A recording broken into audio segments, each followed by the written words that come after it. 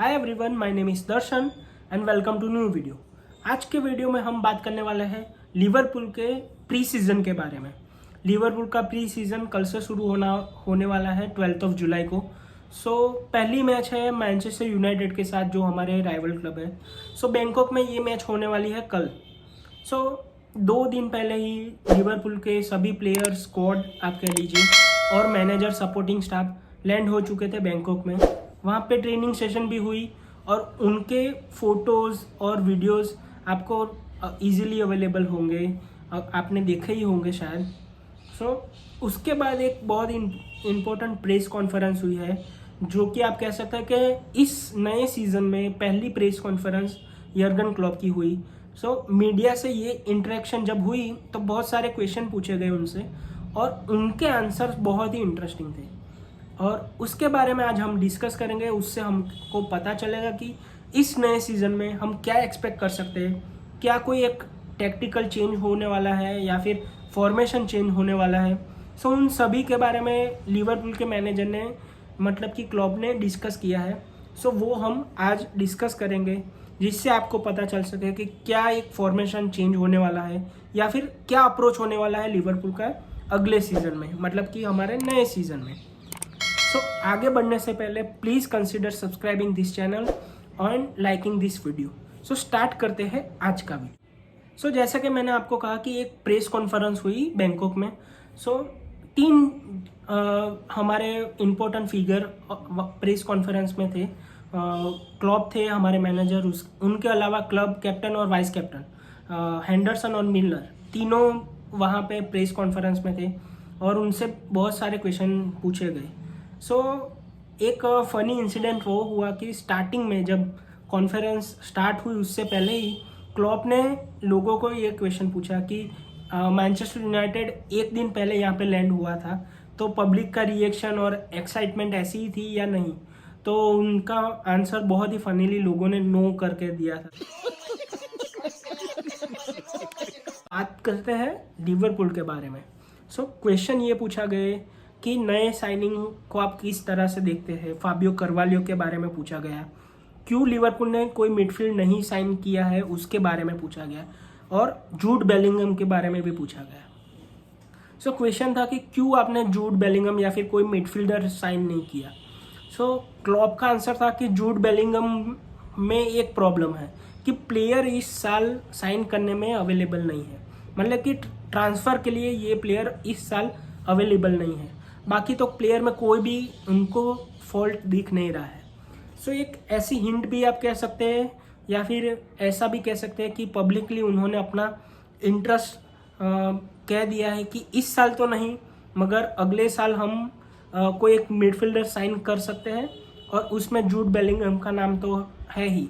मैंने एक वीडियो बनाया है जूड बेलिंगम, या फिर आप कह सकते हैं कि लिवरपूल के पोटेंशियल मिडफील्ड टारगेट्स के बारे में। अगर आपने नहीं देखा हो तो मैं लिंक डिस्क्रिप्शन में डाल दूंगा, प्लीज़ वो चेक कर दीजिएगा इस वीडियो के बाद में। तो आगे बढ़ते हैं। उस क्वेश्चन का उन्होंने जवाब ऐसा दिया कि लिवरपूल ने मिडफील्ड साइन नहीं किया, उसका बहुत ही वैलिड रीज़न है कि जैसे हमारे पास अभी अटैकिंग ऑप्शन है उनको देखें तो हम एक 10 का भी यूज़ कर सकते हैं, 2 मतलब कि पिवोट, मिडफील्ड पिवोट में भी खेल सकते हैं, 2 मिडफील्डर के साथ भी आगे बढ़ सकते हैं।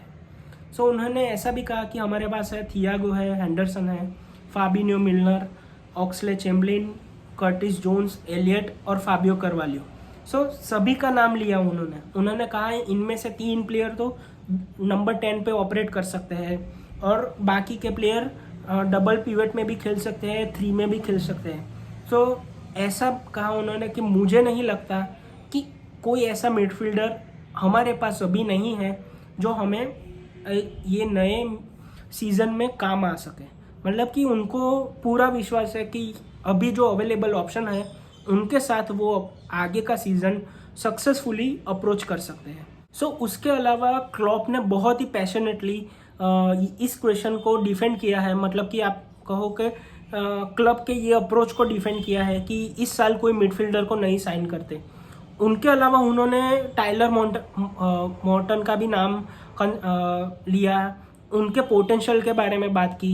आपको पता ही होगा कि लास्ट ईयर उनको हमने डेब्यू किया था, बहुत ही अच्छे एकेडमी के प्लेयर है। उन्होंने ऐसा कहा कि वो अब नंबर 8 में भी खेल सकते हैं, नंबर 6 में भी खेल सकते हैं। उनकी डिफेंसिव अवेयरनेस तो बहुत ही बढ़िया थी। अगर आपने कैराबाओ कप और FA कप के पहले के मैचेस देखे होंगे तो टाइलर मॉर्टन ने बहुत ही अच्छा परफॉर्मेंस किया था। सो उन्होंने ऐसा कहा कि हमको उनको रूल आउट नहीं कर देना चाहिए, मतलब कि उनसे वो एक्सपेक्टेशन रख रहे हैं कि वो कंट्रीब्यूट करेंगे अगले सीज़न के लिए, और उनका नाम लिया कि वो एक रीज़न हो सकते हैं कि हम इस साल हमने कोई बड़ा मिडफील्ड में चेंज नहीं किया। अबे जल्दी बोल, कल सुबह पनवेल निकल। सो इसी क्वेश्चन का आंसर देते हुए उन्होंने बहुत सारे प्लेयर्स का नाम भी लिया। उनमें एक नाम था फाबियो कार्वालियो का। वो जिस तरह से उनका ये आंसर था उससे आपको पता चलेगा, या फिर एक छोटा सा हिंट भी कह सकते हैं कि लिवरपूल नंबर 10 के साथ भी अगले साल ऑपरेट कर सकता है। उन्होंने ऐसा कहा कि फाबियो कार्वालियो बहुत ही बढ़िया टैलेंट है और इतने अच्छे प्लेयर को हम नहीं कह सकते कि आप एक 9th चॉइस या फिर 8th चॉइस मिडफील्डर है। इसीलिए उन्होंने ये सारे नाम गिनवाए और ऐसा कहा कि फाबियो कार्वालियो भी है, सो वो एक 9th चॉइस मिडफील्डर तो हो नहीं सकते। सो उसका मतलब यही हुआ कि शायद क्लब उनको विंग में ऑपरेट कर सकते हैं या फिर नंबर 10 के साथ खेल सकते हैं।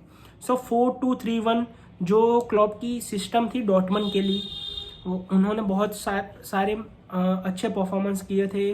2 टाइटल जीते थे डॉर्टमंड के साथ, वो भी बायर्न म्यूनिख को हरा कर। उसके बाद बायर्न म्यूनिख को किसी ने बुंडेसलीगा में टाइटल नहीं हरा है, 10 स्ट्रेट टाइटल विन की है। सो एक ऐसा हिंट है कि शायद हम 4-2-3-1 के तरफ बढ़ रहे हैं। इसके अलावा प्रेस कॉन्फ्रेंस में सादियो माने के डिपार्चर के बारे में भी पूछा गया, साला के नए कॉन्ट्रैक्ट के बारे में पूछा गया और इम्पोर्टेंटली फर्मिनो के रोल के बारे में पूछा गया। क्योंकि आपको पता होगा कि लास्ट ईयर फर्मिनो बहुत ज़्यादा इंजर्ड रहे थे और उनका गोल कंट्रीब्यूशन पहले जितना नहीं था। अगर आप सभी हमारे अटैकर में देखें तो सबसे कम गोल कंट्रीब्यूशन फर्मिनो का था। उसकी एक बहुत इम्पोर्टेंट रीज़न वही है कि वो बहुत ज़्यादा मैच मिस कर गए क्योंकि उनकी इंजरी होती ही रही। सो वो रिकवर हो और फिर से कंसिस्टेंट परफॉर्म करे उससे पहले एक नई इंजरी हो जाती थी। सो उसके बारे में भी पूछा गया तो क्लॉप ने कहा कि इस साल फर्मिनो 100% फिट है और फर्मिनो के बारे में कोई भी चिंता करने की ज़रूरत नहीं है क्योंकि फर्मिनो एक वर्ल्ड क्लास प्लेयर है। और सादियो माने के डिपार्चर के बारे में उन्होंने कहा कि सादियो माने एक नया चैलेंज चाहते थे। So as a player, as a human being Klopp उनको बहुत रिस्पेक्ट करते हैं।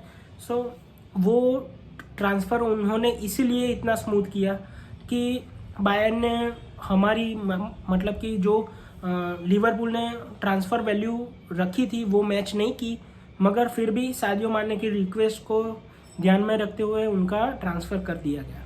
और ऐसा भी कहा कि उनको डायरेक्टली रिप्लेस तो नहीं कर सकते, मगर क्लब ने ऑलरेडी एक रिप्लेसमेंट साइन किया है लुइस डियास के तौर पे जनवरी में, और अभी डार्विन नूनेस को भी साइन किया। तो सादियो माने का जो कंट्रीब्यूशन है उनको वो ये दोनों प्लेयर मैच कर सकते हैं अगर उनको टाइम दिया जाए तो। उसके अलावा उन्होंने साला के बारे में भी बात किया कि कितना इम्पोर्टेंट था कि साला का नया कॉन्ट्रैक्ट लिवरपूल के साथ साइन हुआ है। 2025 तक उन्होंने साला को सिक्योर कर दिया है, उसके बारे में भी थोड़ी बात की। अब हम बात करेंगे लिवरपूल के ट्रांसफ़र एक्टिविटी के बारे में। सो आप देखो तो लिवरपूल कोई नए प्लेयर में इंटरेस्टेड नहीं है, कोई नया प्लेयर अभी साइन नहीं होगा, मगर बहुत ही स्मार्टली आप कह सकते हो कि जो इम्पोर्टेंट प्लेयर है स्क्वाड में सभी के कॉन्ट्रैक्ट रिन्यू हो रहे हैं। आपने देखा होगा कि साला का तो कॉन्ट्रैक्ट रिन्यू हुआ, उसके बाद जो गोमस का कॉन्ट्रैक्ट भी रिन्यू हो चुका है। जो गोमस अभी बहुत ही यंग है और इतनी यंग होने के बावजूद उनके पास जो एक्सपीरियंस है, ऐसा मिक्सचर बहुत ही रेयर मिलता है कि सेंटर बैक में कोई इतना अच्छा खिलाड़ी हो जो यंग भी हो और उनके पास इतना फर्स्ट टीम लेवल का एक्सपीरियंस भी हो। सो उसके अलावा वो राइट बैक भी कवर कर सकते हैं। सो उनको लॉन्ग टर्म के लिए सिक्योर करना बहुत ही इम्पोर्टेंट था। लिवरपूल जो गोमस के बाद 2 प्लेयर को नया कॉन्ट्रैक्ट देने का ट्राई कर रहा है। उनमें पहला नाम है नाबी केटा का, जो नाबी केटा का एक ही इशू रहा है कि उनका परफॉर्मेंस जितना सभी लिवरपूल फैन ने एक्सपेक्ट किया था उतना नहीं हो रहा।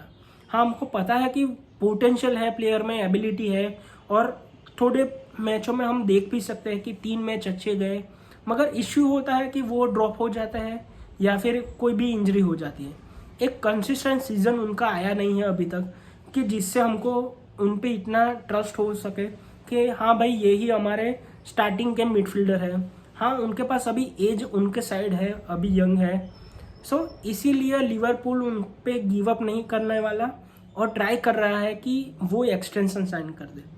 सो केटा के अलावा एक और प्लेयर है जिनको लिवरपूल नया कॉन्ट्रैक्ट देना चाह रहा है। दूसरा प्लेयर है जिनको नया कॉन्ट्रैक्ट देने वाले हैं लिवरपूल और ट्राई कर रहे हैं कि एक्सटेंशन 2026 तक हो जाए उनका।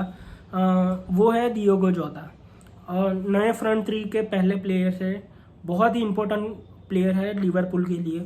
अगर आपने देखा होगा कि लास्ट ईयर जब एफकॉन हुआ, साला और माने गए थे अपनी कंट्री को रिप्रेजेंट करने के लिए, तभी वो जनवरी और दिसंबर के फेज में डियोगो जोटा थे जिन्होंने स्ट्राइकर बन के या फिर मेन मैन बन के सभी गोल दागे थे और वो टफ पीरियड को पास करने में लिवरपूल की हेल्प की थी।